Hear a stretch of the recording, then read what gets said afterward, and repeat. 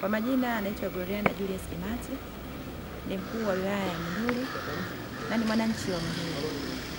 Mimi kama mwananchi wa Monduli tayari nimeshapiga kura ya kuchagua viongozi ambao watatuletea maendeleo. Nimepiga kura ya rais, nimepiga kura ya mbunge wa jimbo, lakini nimepiga kura ya diwani wa kata yangu.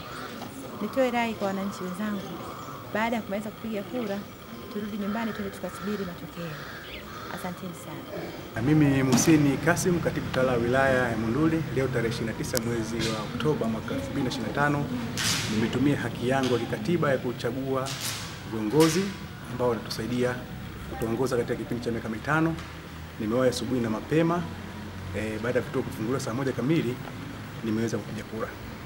Kwa naomba niwasihi wananchi wengine wote waweze kutumia nafasi hii kuja kupiga kura kabla vituo havijafungwa muda wa saa 10 jioni.